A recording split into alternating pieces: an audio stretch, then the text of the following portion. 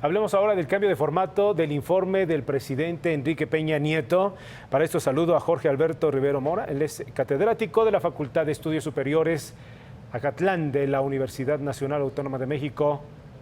Muchas gracias, buenas tardes. Y también a Gustavo López Montiel, doctor en Ciencia Política por la Universidad de Nueva York, profesor de la UNAM y del TEC de Monterrey. Muchas gracias a los dos por estar con nosotros esta tarde. ¿Qué tal? Buenas tardes. Gracias.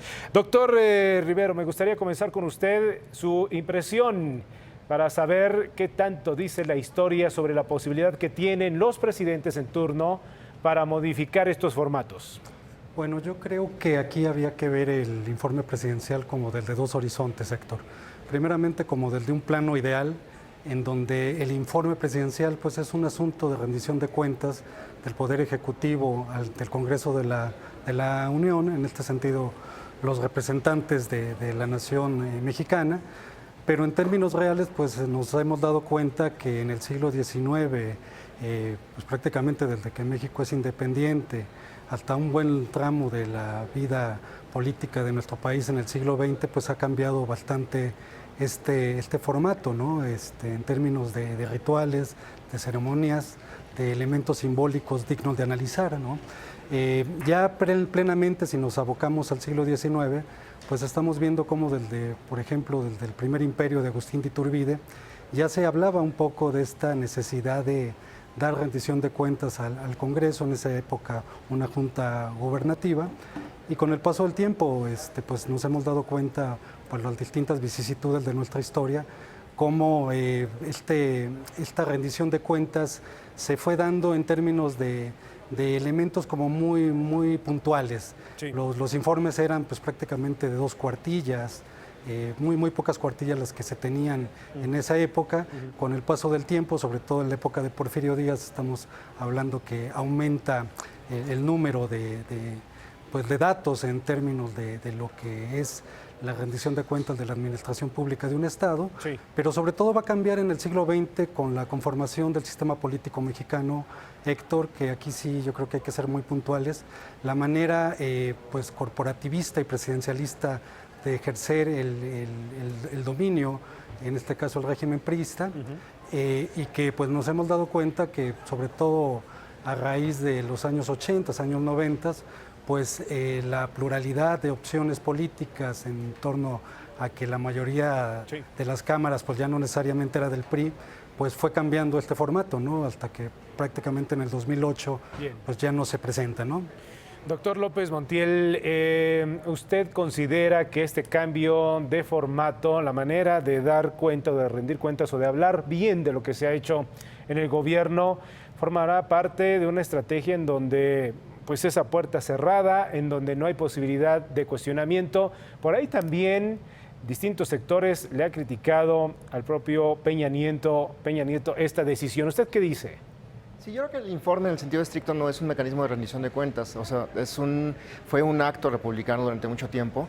Era el presidente o los poderes más bien en un lugar platicando entre ellos. En este caso hay que recordar al presidente en la Cámara de Diputados frente al Congreso de la Unión en su conjunto y el presidente de la Corte junto con los ministros. Yo creo que este cambio de formato obedece en buena medida a mantener control, por un lado, no únicamente del informe como tal, pues porque a final de cuentas se cumple la obligación constitucional, sino lo que tiene que ver con la parte mediática del presidente.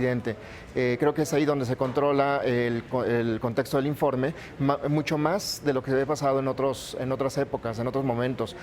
Hay que recordar también que los estados del país, que también mantienen hasta cierto punto un informe por parte de los gobernadores a los congresos locales, en muchos de ellos se han modificado los formatos, y me parece que este formato tiene mucho que ver con el formato que utilizó el gobernador del Estado de México en algún momento, en los últimos 2 o 3 años, sí. de plantearse frente a un público mucho más amigable, mucho más controlado, un conjunto de temas que son los que al presidente le interesa resaltar.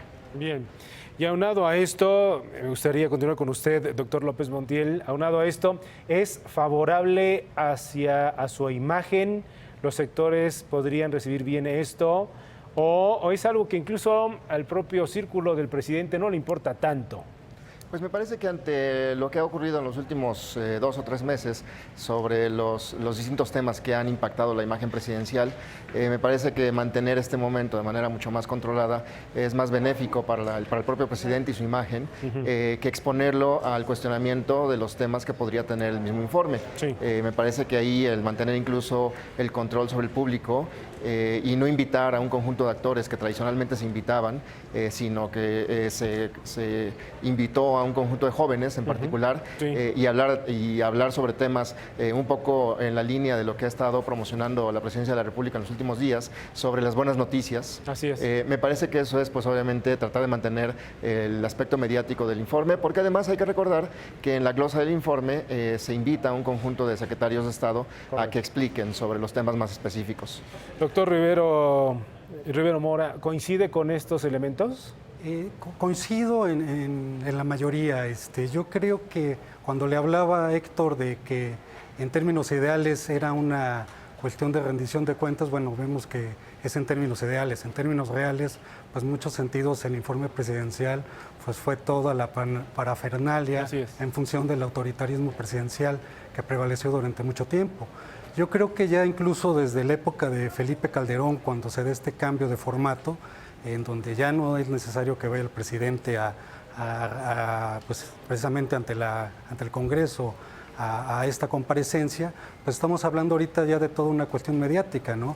Que ha sido aprovechada sobre todo por los últimos presidentes, el propio Vicente Fox, Calderón, y Enrique Peña Nieto, que desde como gobernador pues ha utilizado muy a su favor la parte mediática, aunque en muchos sentidos pues también nos damos cuenta con los comerciales, con los que nos bombardean día con día, que no se hablan de temas realmente nodales de la situación política del país. Muy bien. Para terminar, ahora sí me gustaría conocer de manera muy breve de parte de nuestros dos invitados, el doctor Jorge Alberto Rivero y el doctor Gustavo López Montiel. Gustavo, si pudiera usted calificar con una palabra y de lo cual estaría juzgando a la historia al propio Enrique Peña Nieto como presidente de México, ¿cuál sería? Creo que tal vez muchos mexicanos coincidirán conmigo en términos de la insuficiencia del gobierno de la República en responder a un conjunto de temas hasta ahora. ¿Incompetente, incapaz? Yo diría insuficiente. Creo que la parte más de incompetencia o incapacidad tendría que medirse con otros parámetros. Pues porque al final de cuentas habría que ver que en buena medida haber impulsado un conjunto de reformas en conjunto con otros actores políticos, sí, tal vez eso pueda un poco decir insuficiencia en lugar de incapaz o incompetente. Muy bien. ¿Cómo será calificado por la historia según usted, doctor Jorge Alberto? Híjole, para mí yo creo que en términos, pues va a ser un presidente totalmente mediático, totalmente más apariencia que esencia, como un presidente que no ha afrontado los problemas reales del país como debería de ser, sino muchas veces a través de la imposición, a través de lo que se llamaba en los años 90 con Salinas de Gortari, sí, la concertación con otros grupos políticos. Y yo creo que, bueno, que los últimos elementos noticiosos que se han tornado en torno de esta figura, pues yo creo que ven este sentido de un presidente totalmente artificial, ¿no? Bien. Doctor Jorge Alberto Rivero, doctor Gustavo López, muchas gracias por su tiempo a ambos. Gracias. Y por compartir estas ideas a la audiencia del Financiero Bloomberg. Gracias. Encantado, Héctor. Gracias.